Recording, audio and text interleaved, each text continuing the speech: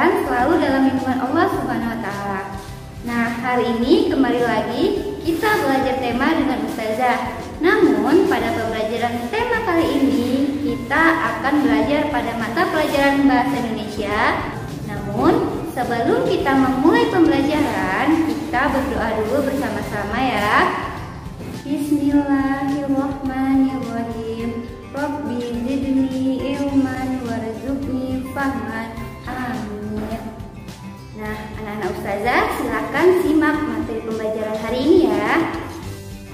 Adapun tujuan pembelajaran kita adalah yang pertama, diharapkan anak Ustazah mampu menjelaskan antonim dan sinonim beserta contohnya.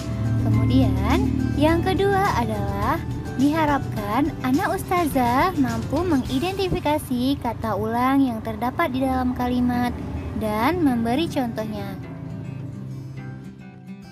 Antonim, sinonim, dan kata ulang. Nah, kita bahas dulu. Yang pertama adalah antonim. Antonim pengertiannya adalah kata yang artinya atau maknanya berlawanan satu sama lain. Nah, antonim ini biasa kita sebut dengan lawan kata. Lalu contohnya adalah yang pertama, contohnya jauh. Jauh lawan katanya adalah dekat. Kemudian contoh yang kedua adalah hidup. Hidup lawan katanya adalah mati. Dan yang ketiga tinggi, lawan katanya adalah rendah. Yang keempat adalah adil, lawan katanya adalah pilih kasih. Ini adalah contoh dari antonim yang artinya lawan kata. Kemudian selanjutnya adalah sinonim. Sinonim pengertiannya adalah kata yang memiliki bentuk yang berbeda, namun memiliki arti atau pengertian yang sama atau mirip. Jadi, katanya berbeda namun makna atau artinya sama. Nah, biasa kita sebut dengan persamaan kata.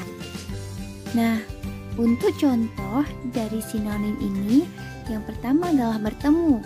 Bertemu sama artinya dengan berjumpa. Lihat sama dengan memandang, bahagia sama dengan senang, dan menghormati sama dengan menghargai. Selanjutnya, kita akan masuk ke kata ulang. Nah, apa sih pengertian dari kata ulang itu? Jadi, kata ulang adalah kata yang mengalami proses pengulangan, baik sebagian atau seluruhnya, dengan disertai perubahan bunyi atau tidak.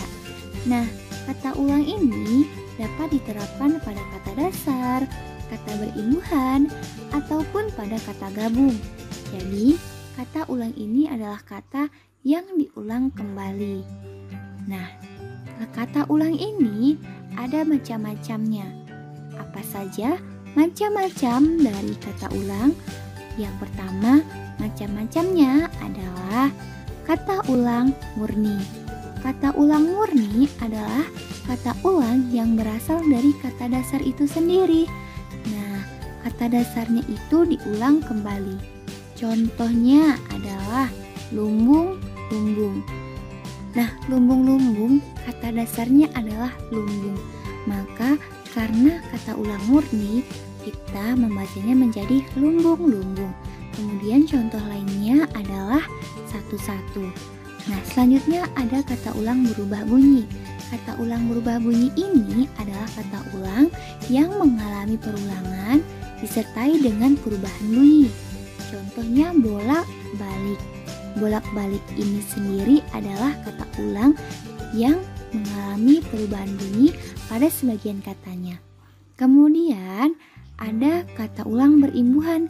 Kata ulang berimbuhan ini adalah kata ulang yang mendapat penambahan imbuhan baik di awal, di akhir, ataupun di tengah. Nah, contohnya adalah berkali-kali. Berkali-kali kata dasarnya adalah kali, maka diberi imbuhan dan diberi perulangan kata menjadi berkali-kali. Contoh lainnya adalah melihat-lihat yang berasal dari kata lihat. Nah, kemudian kita masuk ke kata ulang yang memiliki beberapa makna. Jadi kata ulang itu ada maknanya dan maknanya itu ada bermacam-macam. Nah, kita masuk yang pertama yaitu kata ulang yang memiliki makna banyak tidak tentu. Contohnya pohon-pohon. Di hutan banyak ditebang. Nah, kita tidak tahu berapa jumlah pohon di hutan yang ditebang. Oleh karena itu, pohon-pohon ini menyatakan jumlah yang banyak dan tidak dapat dihitung. Kemudian, yang kedua adalah kata ulang memiliki makna banyak dan bermacam-macam.